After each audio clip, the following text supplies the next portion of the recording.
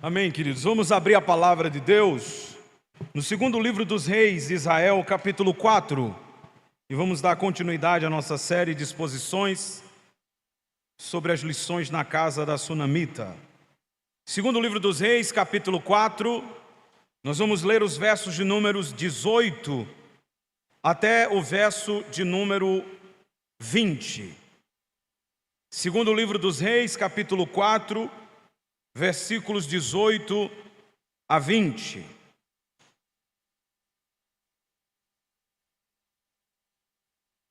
Só os que acharam, digam amém.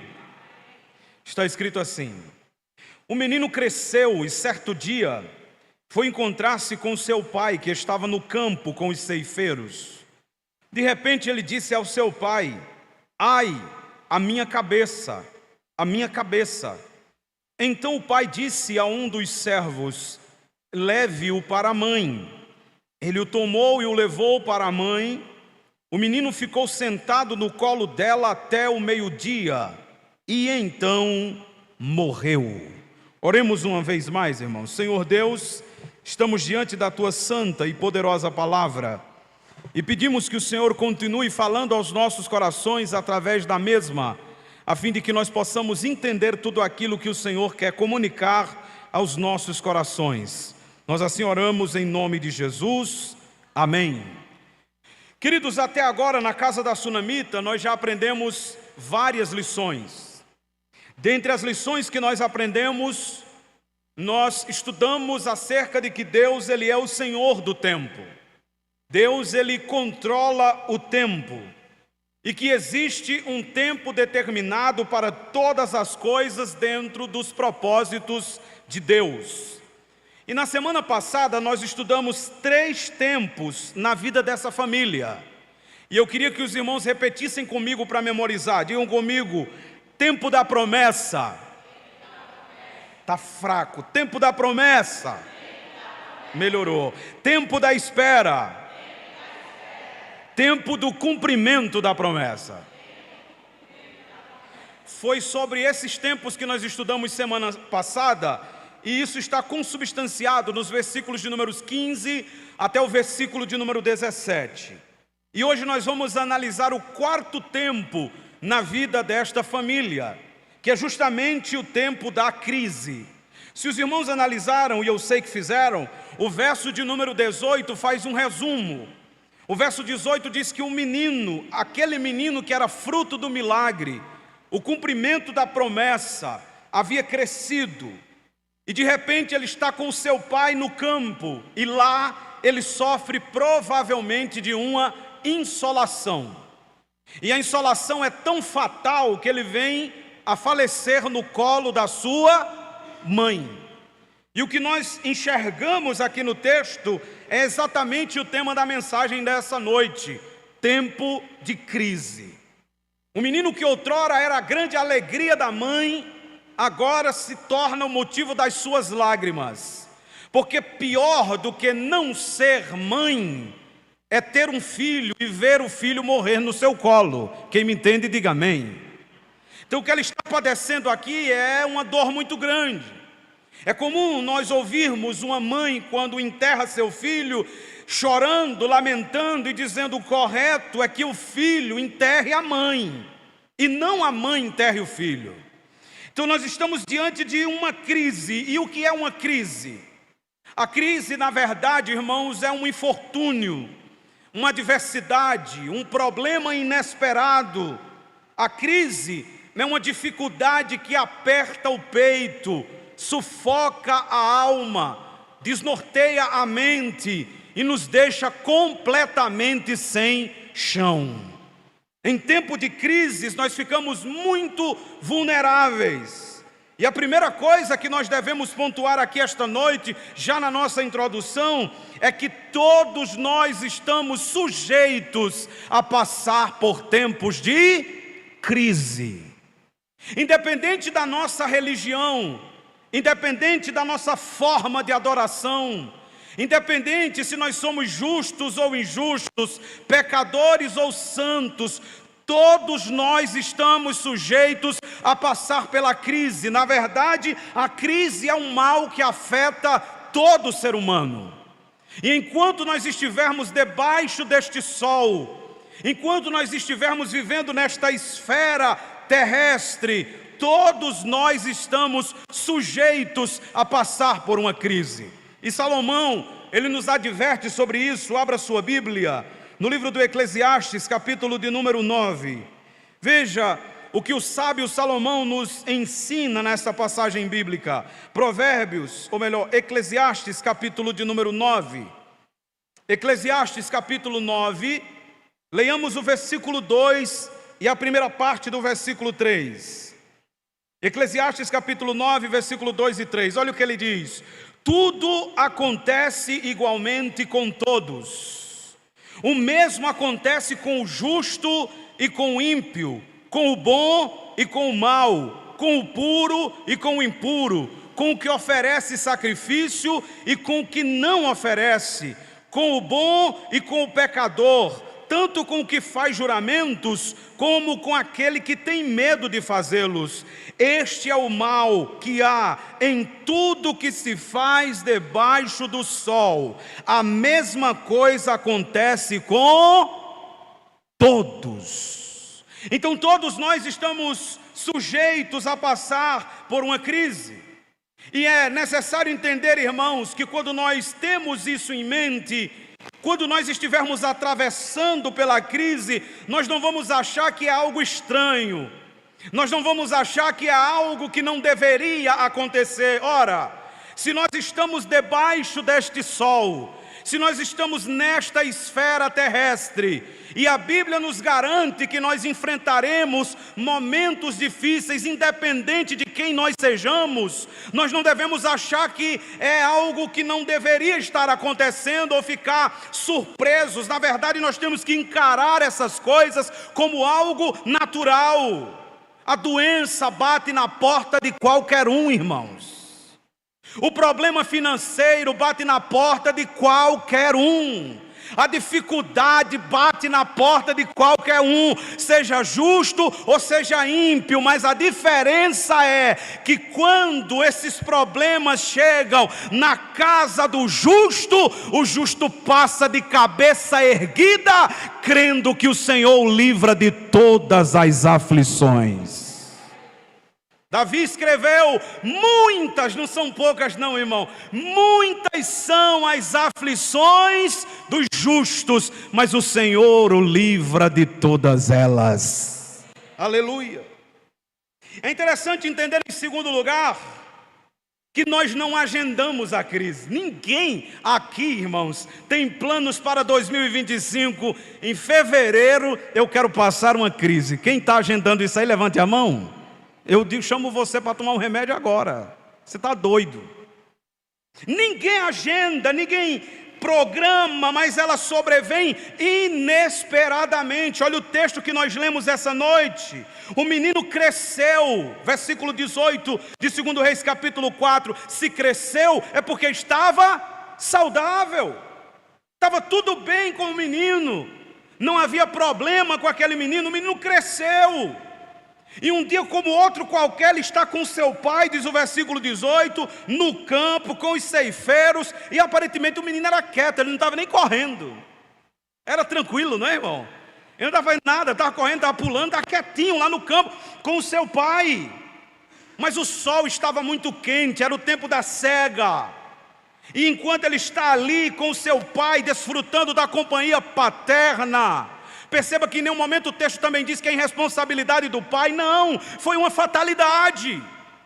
Foi inesperado, foi algo improgramável. Ninguém programou aquilo, mas de repente o menino começa, verso de número 19, de repente, olha o texto, inesperadamente, sem que ninguém agendasse, o menino começa gritando: ai, minha cabeça, minha cabeça. E aí o pai faz exatamente aquilo que todo pai faz quando está brincando, correndo, alegre, pulando, vem para papai. Quando adoece, pega a mamãe.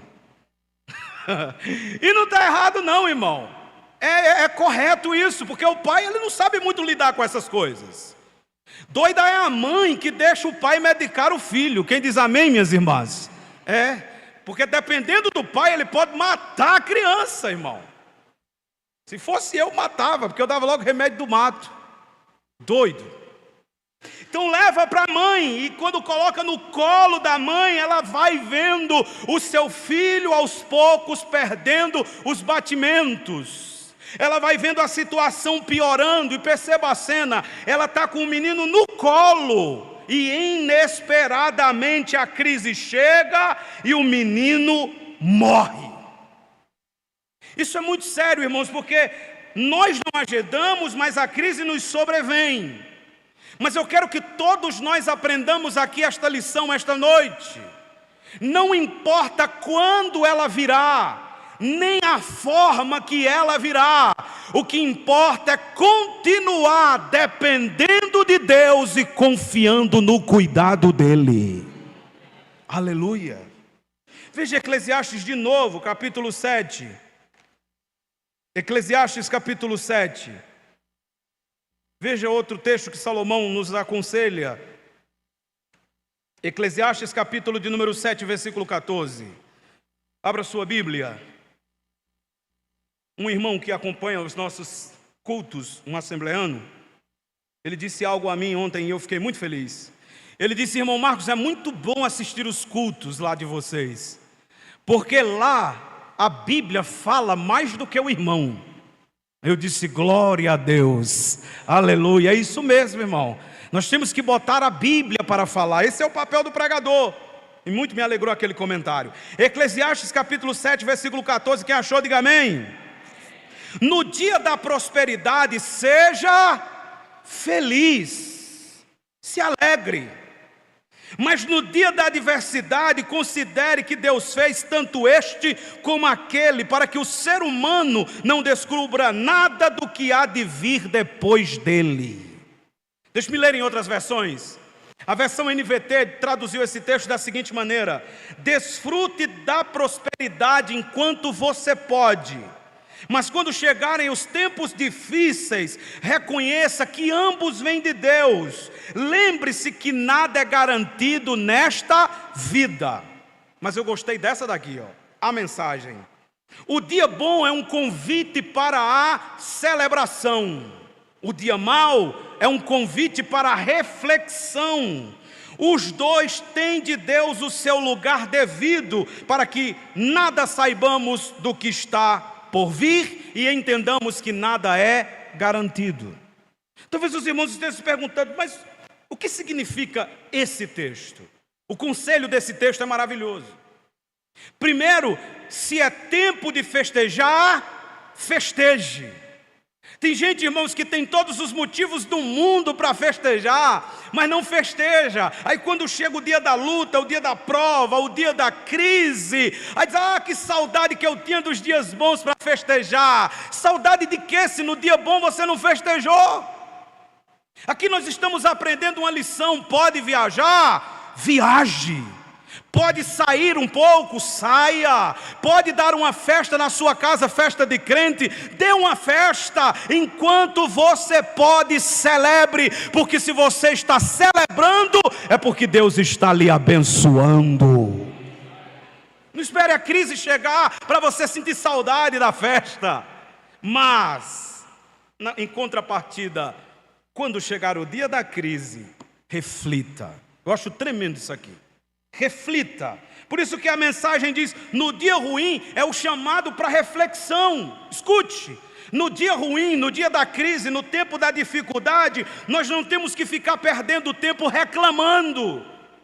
Nós não temos que ficar perdendo tempo murmurando, praguejando, ou dizendo para Deus: por que, Senhor? Como assim, Senhor? Não, o dia da crise é o dia de pegar o papel e a caneta e dizer: eu não sei porque estou atravessando essa crise, mas eu sei que o Senhor tem lições para me ensinar. Aleluia. E note, irmãos, no dia da crise, que abala, que muitas vezes nos deixa sem chão, nós não devemos nos desesperar, nós não devemos nos preocupar.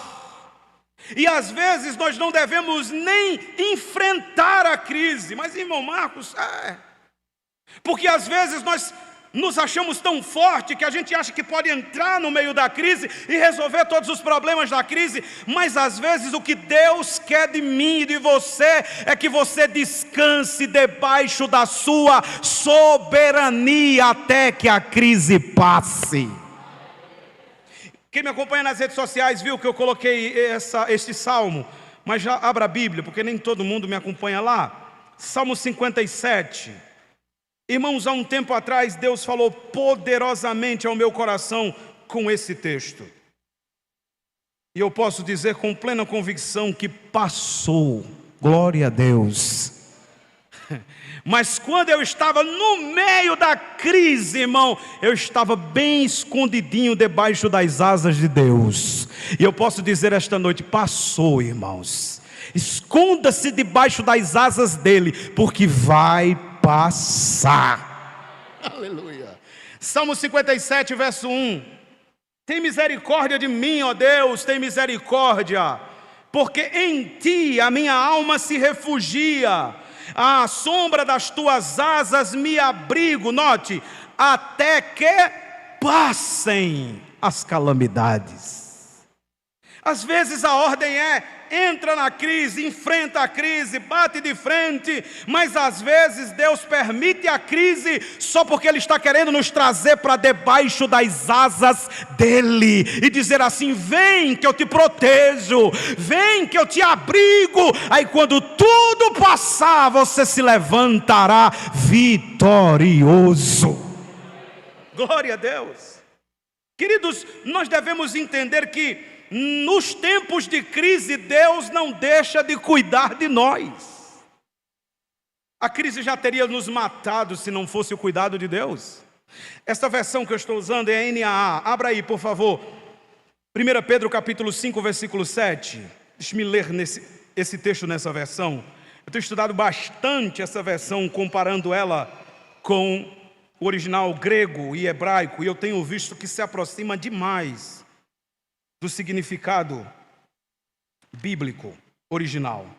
Veja o que está escrito em 1 Pedro capítulo 5, versículo de número 7. Não vai mudar muito daquilo que os irmãos já estão habituados, mas tem um detalhe que eles traduziram aqui, que é justamente o detalhe no grego. 1 Pedro capítulo 5, versículo 7 diz: lancem, joguem, entreguem sobre ele todas as suas ansiedades, plural. Percebeu?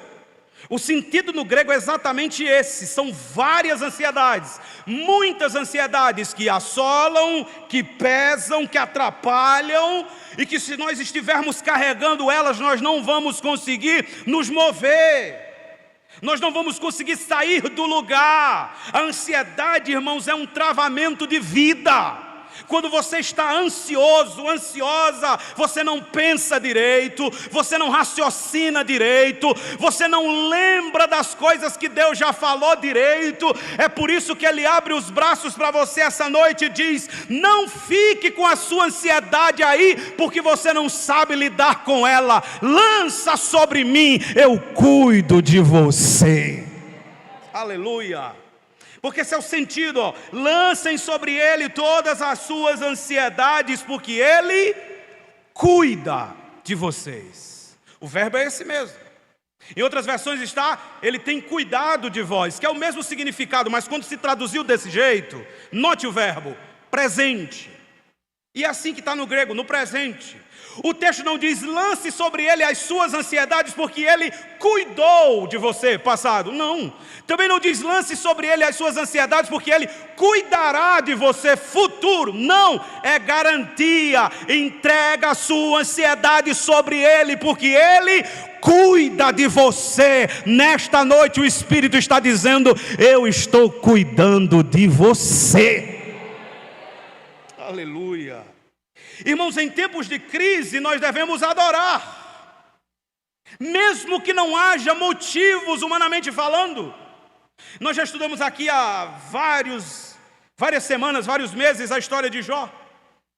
E tem uma coisa que me chama a atenção, Porque Jó precisa lidar com aquilo que eu e você precisamos: sentimento e conhecimento. Diga comigo: sentimento, mais forte, sentimento e conhecimento.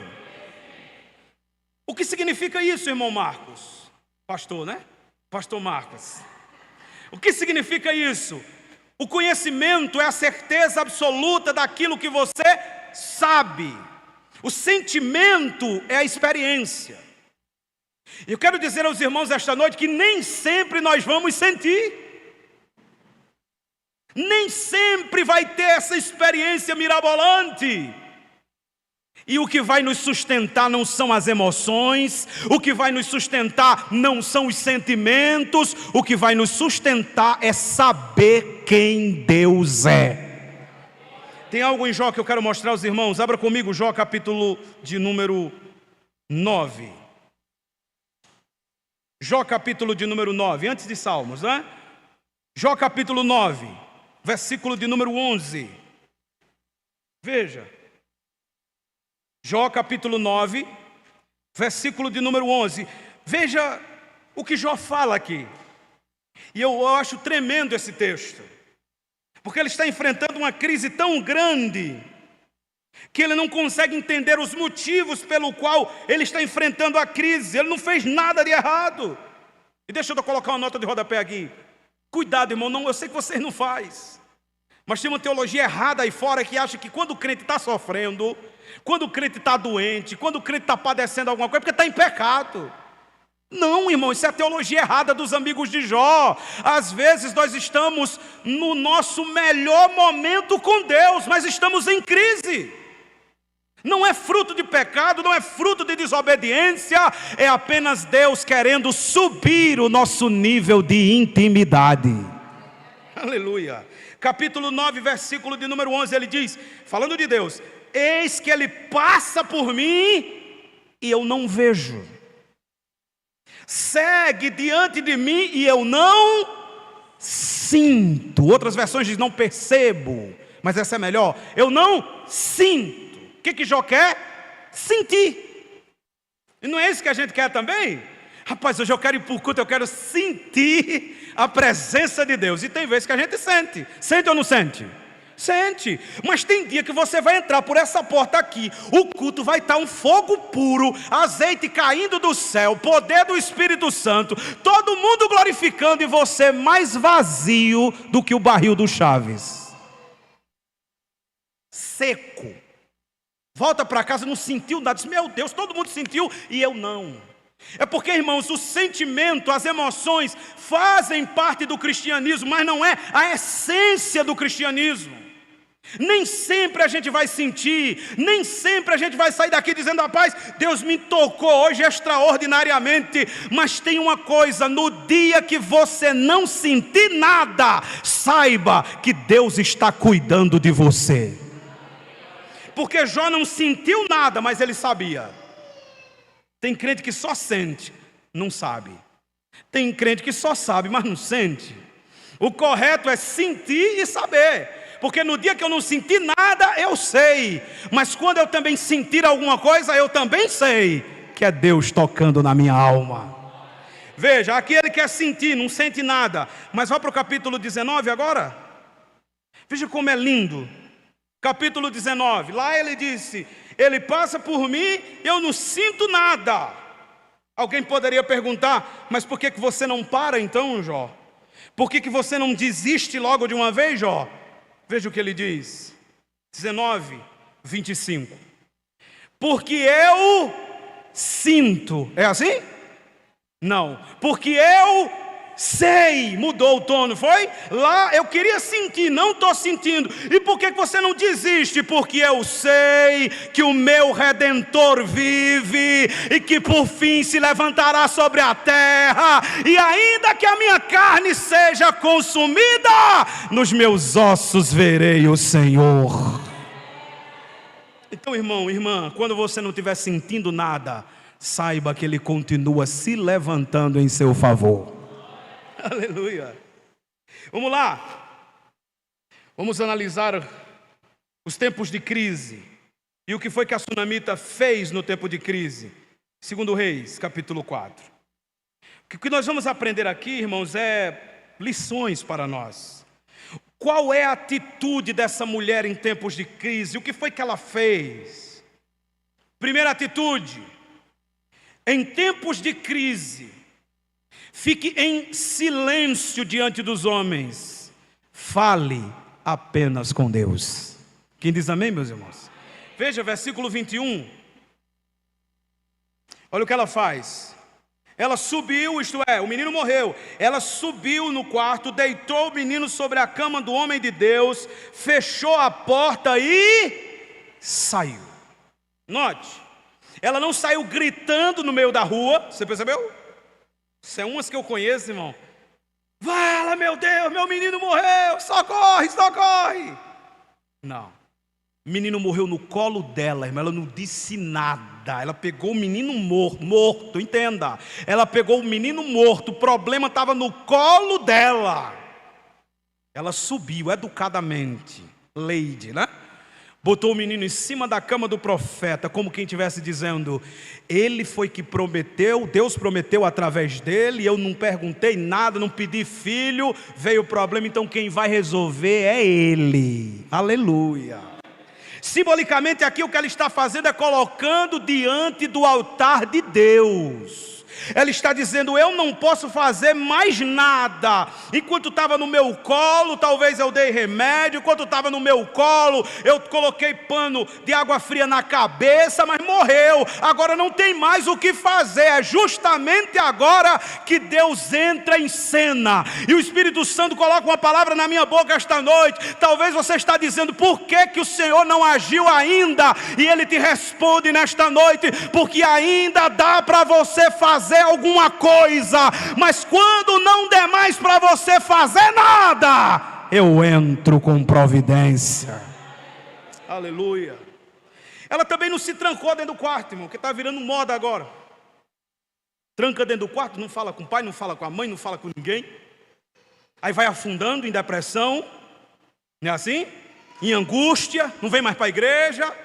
Aí vai morrendo aos poucos. Não é assim que crente resolve as coisas, irmão. Ela levantou com o menino morto, colocou no quarto do profeta. E eu quero destacar um fato aqui, irmãos. O menino está morto, mas em nenhum momento a mulher está se preparando para um funeral. Você percebeu? O menino está morto e ela não está atrás de carpideira para chorar no velório. O menino está morto e ela não está doida, descabelada atrás do cartão do SAF. É aqui? SAF? Ela não está doida atrás. Cadê o cartão do SAF para enterrar o menino? E para os irmãos que me escutam lá em Pubi, ela não está correndo atrás do cartão do PAF ou do PASF, que são as de lá. Ela não está. Esse dia minha mãe ligou e disse: ei, o teu cartão do PAF venceu. Tu tem ele aí? Eu disse: Deus me livre, deve estar para aí. Ela disse: é mesmo, está aqui. Pois eu vou pagar, aí eu mando para aí. Eu disse: não, senhora, deixa aí mesmo. Eu não quero nem ver, eu gosto é da vida. Glória a Deus. Mas ela não está fazendo essa preparação, irmão. O menino está morto, mas ela está indo buscar a Deus. O menino está morto, mas ela está indo chorar aos pés do homem de Deus. Nesta noite, o que é que nós estamos aprendendo? Diante da dificuldade, não fique descabelado, descabelada, nem desesperado. Busque a Deus, chore diante de Deus, humilha-te debaixo da poderosa mão de Deus, e no tempo certo Ele te exaltará. John Wesley, ele fez um comentário que eu disse à minha esposa: por que eu não pensei nisso antes de John Wesley? Ele disse o seguinte: pela fé a mulher não faz nenhum preparativo para sepultar o menino. Pela fé ela faz o preparativo para que Deus ressuscite ele. Irmãos, eu estava em casa essa semana, eu estava orando a Deus dizendo: Senhor, fala conosco através da Tua palavra. Que não seja só tecnicismo, que não seja só exposição bonita de texto, mas que o Senhor toque os nossos corações de tal maneira que a gente saia dos cultos da igreja de BVM dizendo: hoje Deus falou claramente ao meu coração. Que isso é que faz a diferença. Porque, meus irmãos, quantas vezes deu errado e a gente já prepara tudo para sepultar o sonho. Quantas vezes deu errado e a gente já prepara tudo para a desistência? Quantas vezes dá errado para nós e a gente fica segurando as coisas na mão e dizendo assim: pronto, acabou tudo, é só botar dentro da gaveta e encerrar, não tem mais jeito. Mas nesta noite, pela palavra, Deus está nos ensinando: só acaba quando Ele disser que acabou. Enquanto Ele não disser que acabou, ainda tem chance. Tem um louvor que eu gosto muito que diz assim: ainda há esperança para a árvore cortada. Aleluia. A morte não tem a última palavra, irmãos. Veja um texto que eu quero ver com os irmãos. Gênesis, veja o que é fé, capítulo de número 22. Gênesis capítulo 22. Em tempos de crise, ela fechou a boca diante dos homens e está indo falar com Deus. Gênesis capítulo 22, olha o texto, versículo 4 e 5. Veja as falas de Abraão. Eu estou só lembrando aos irmãos, tudo isso nós já estudamos aqui. Gênesis 22, versículo 4 e 5. O capítulo vocês conhecem, é quando Deus põe Abraão à prova. Ele precisa sacrificar o seu filho Isaque, porque depois que o menino nasceu, Abraão perdeu a noção de quem é seu Deus. E aí Deus diz: está na hora de me entregar aquilo que eu te dei, porque o que eu te dei está tomando lugar meu na tua vida. E ele tem que fazer. Mas veja o versículo 4, veja a fé dele, irmãos. No terceiro dia, Abraão ergueu os olhos e viu o lugar de longe. Então disse aos seus servos: esperem aqui com o jumento. Eu e o rapaz iremos até lá, e depois de termos chorado, é assim?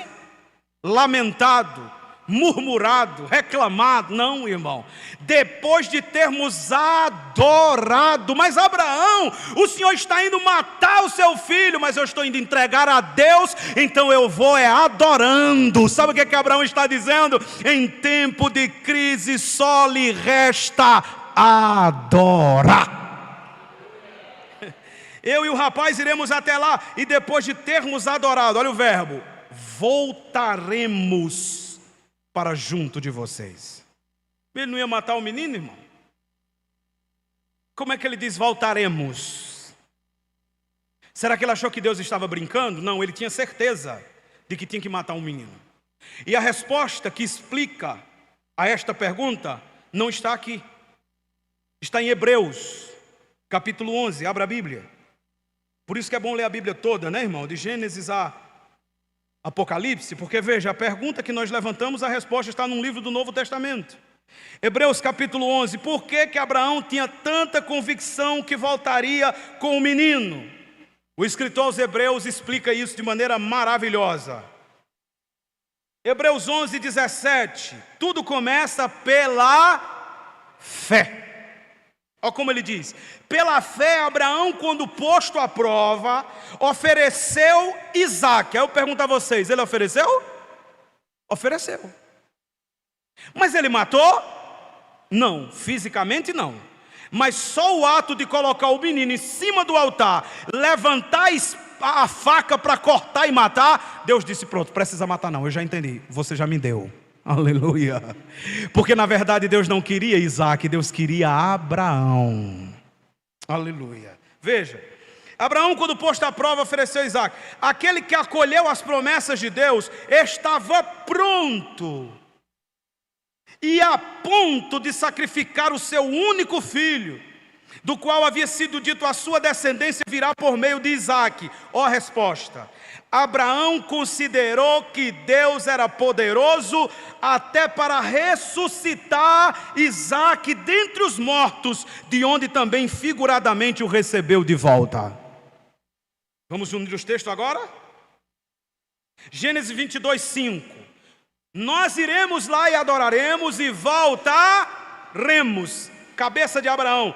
O escritor aos Hebreus está mostrando para nós o que estava na mente de Abraão. Irmão, só o Espírito Santo. O escritor aos Hebreus está dizendo: sabe por que Abraão tinha convicção que ia voltar com o menino? Porque mesmo nunca tendo ouvido falar em ressurreição, ele cria que Deus era poderoso para ressuscitar o seu filho. Fé é isso, irmãos. Fé é crer numa coisa que nunca aconteceu na história. Porque a primeira ressurreição na Bíblia só ocorre com Elias, quando ele ressuscita o filho da viúva de Sarepta. Abraão está crendo numa coisa que nunca aconteceu. E por que ele crê que Deus vai ressuscitar o menino? Porque ele sabia que Deus tinha falado: é através desse menino que vai vir milhares de famílias, milhares de descendentes. Então Abraão raciocina: é mais fácil ele ressuscitar um morto do que ele mentir. Deus não mente, e para a palavra dele permanecer de pé, o morto ressuscita, mas Deus continua fiel à sua palavra. Por isso que a mulher aqui, talvez influenciada pela história de Abraão, pode voltar para 2 Reis, nós já vamos concluir. Talvez influenciada pela história de Abraão, ela também faz a mesma coisa. Olha o texto 21. Ela subiu, ela deitou sobre a cama do homem de Deus, fechou a porta e saiu. Ninguém ficou sabendo de nada, irmão. Porta do quarto fechada. Todo mundo em silêncio.